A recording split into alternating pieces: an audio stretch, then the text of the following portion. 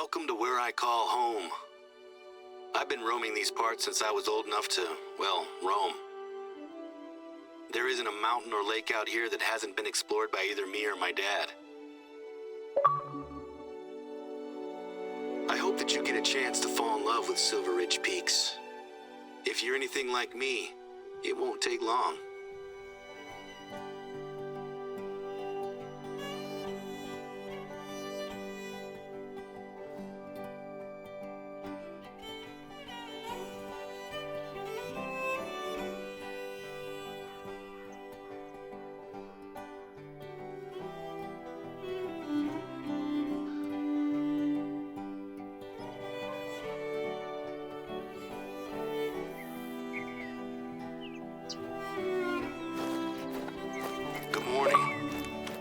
You got a chance to grab a big breakfast before heading out. There's a lot of ground to cover and it's tough on an empty stomach.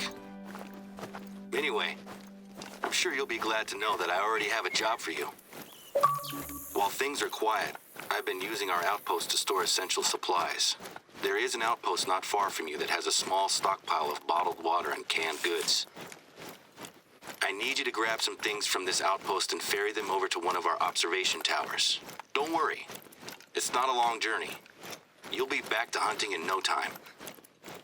Before now, we've always just used the lakes for drinking water. But ever since Dad got ill, we've had to put emergency measures in place.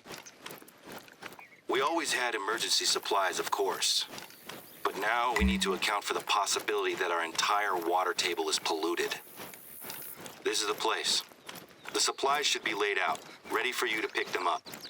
We need at least 6 water bottles, a couple of cans of peaches or whatever we've got there.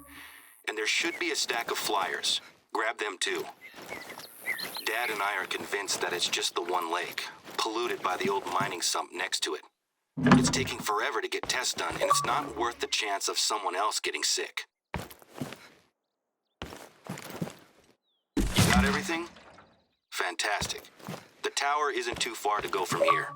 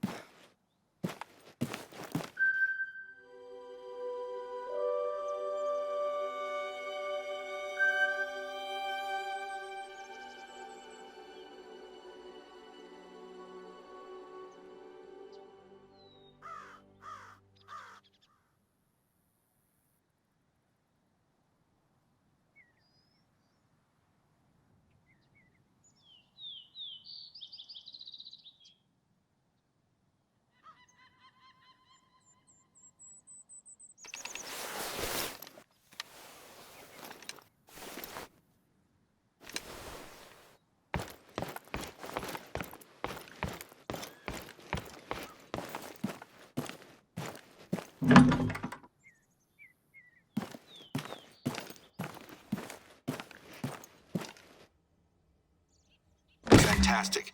That tower should have everything it needs now. How's the view from up there? It's great to have a hunter like yourself around. I'm grateful for your help with the supplies. I can't wait to hear your Silver Ridge hunting stories. Things have been quiet here recently. But with a hunter of your caliber on the reserve, we're gonna show folks that this is still the best place in the Rockies to hunt. Plus, you're not the only one working with us. We were able to convince Remy Warren to visit, and he's been logging his solo hunts out here for a week or so. He's got a pretty decent following online, so hopefully he's impressed with the reserve. When I proposed using social media to promote the reserve, the board were a little hesitant. But they're giving us a chance to try something new, and I'm sure it'll be worth it.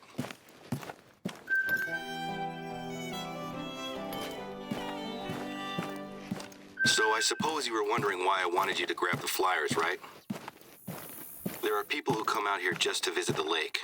I'm fine with people standing on the shore, but until we know exactly what's going on, we need to keep people out of it.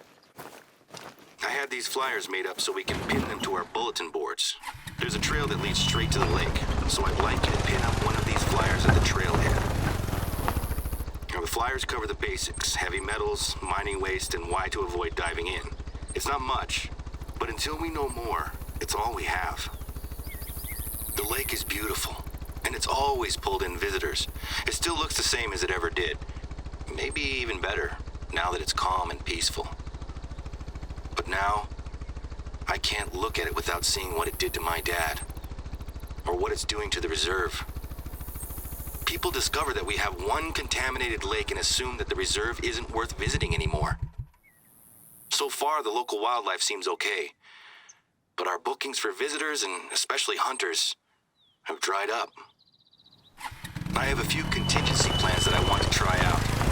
I'm a little nervous, though, as our board can be a little conservative. If my ideas don't involve pulling in hunters, it can be really tricky to get them on board. It was easier to convince the board to invite yourself and Remy into the reserve, given that you're both hunters with good reputations. I'm glad you said yes.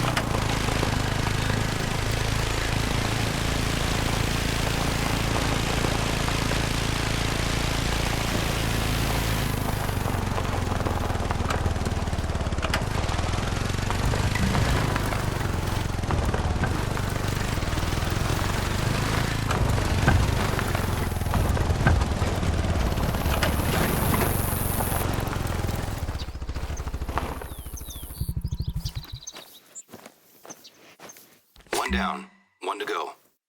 Keep following the trail to the lake.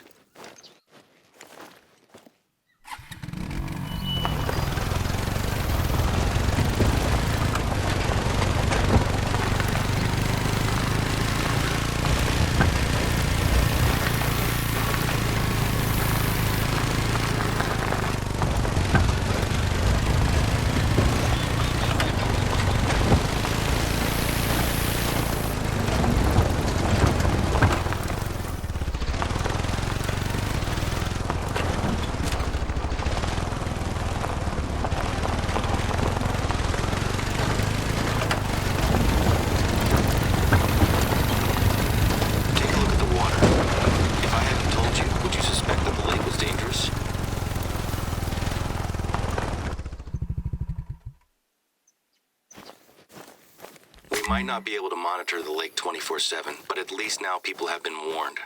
Thanks for taking care of that. It's such a strange feeling to be publicizing the very issue that is hurting us at the moment. I know it's the responsible thing to do, but it still feels slightly like self-sabotage. Our summer season has already started, and normally, this whole area would be covered with hikers. I've only seen a handful of people in the reserve recently. I'm sure that things will pick up eventually, but every day I'm reminded that my dad was the major driving force behind this place.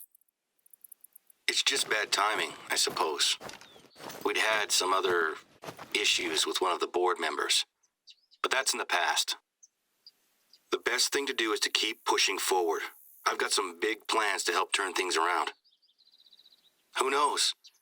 Maybe we'll have this place at full strength by the time my dad gets back in the saddle.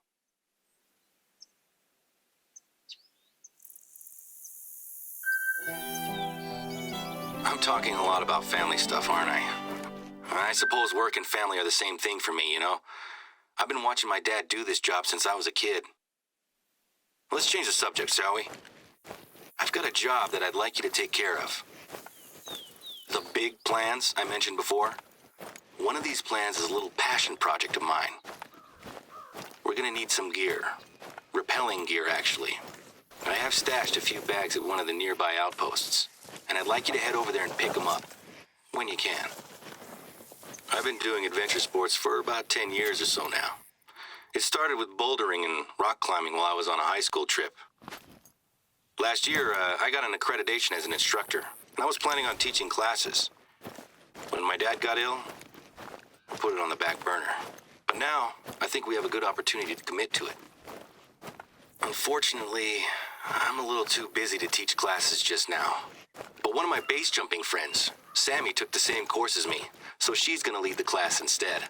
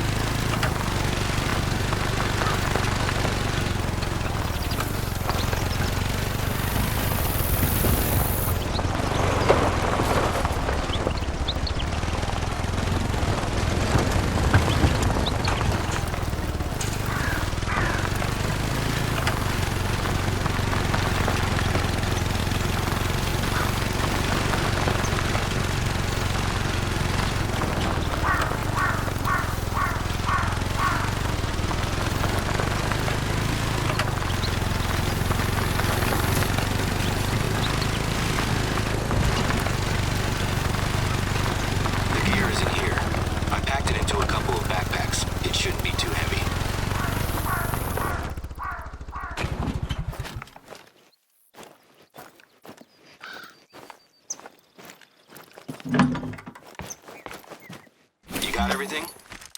There's a good rock face nearby that Sammy can use to teach her beginners. If I recall correctly, you also have some mountain climbing experience. I get it. Those mountain goats aren't easy to catch. There's some good anchoring points at the top of the rock face. If you can get those ropes nice and secure, it'll save Sammy some time and help the class.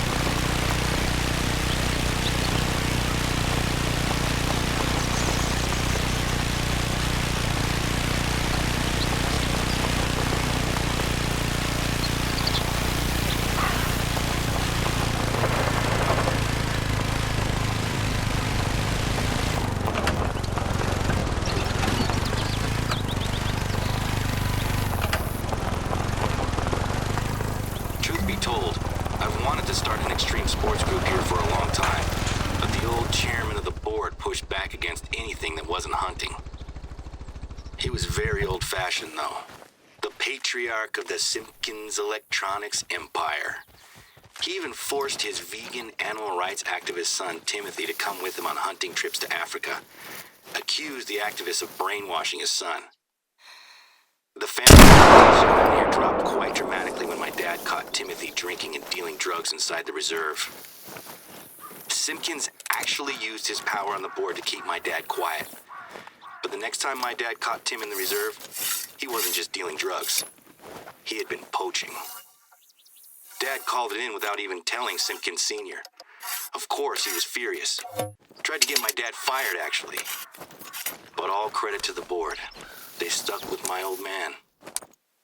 All these changes I want to make will hopefully account for the loss of the Simpkins' money and influence. This is just the start, too. I'm proposing snowboarding and extreme skiing for the winter. I've got some friends who I'd love to invite over to shoot some videos. Could be fun, don't you think? Anyway, if the rappelling goes well and makes a little money, I think the old folks on the board will start to come around.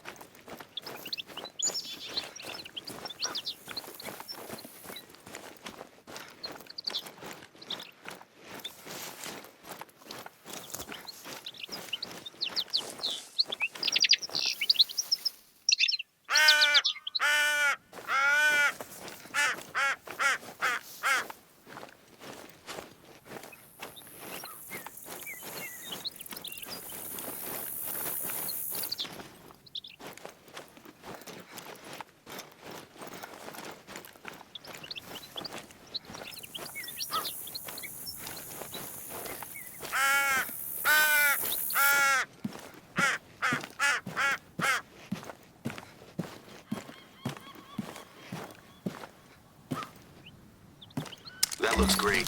I doubt I could have done a better job myself. Don't let the ropes down. We don't need them getting all tangled up. I really appreciate your help with this one. It's been an uphill battle to get to this point, and I'm disappointed that I can't be there to run the classes myself. If I'm being honest, I have a lot invested in the classes going well.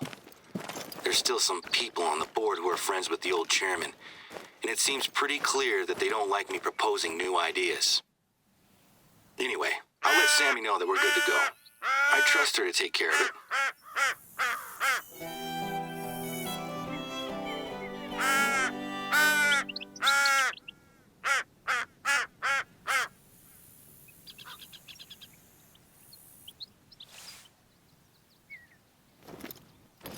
Hey, so listen. There might be a situation going on at the moment, and I could really use your help to check it out. It's not just gold and silver mining that took place out here. Even more recently, there was a working uranium mine in the area. When the reserve was established, we took responsibility for keeping it safe. Anyway, the old uranium mine is very rarely a problem. But recently, it appears that one of our neighbors, a guy I went to school with actually, has been spotted camping out around the mine. His name's Bobby Joe Jefferson. He's normally just a nuisance, driving his quad bike around and setting up little shooting ranges with tin cans. He makes the deer and turkeys extra skittish, so the hunters hate him. Can you head over to the mine and see what's going on? He's allowed to hike and camp there, but I don't want him going anywhere near the entrance itself.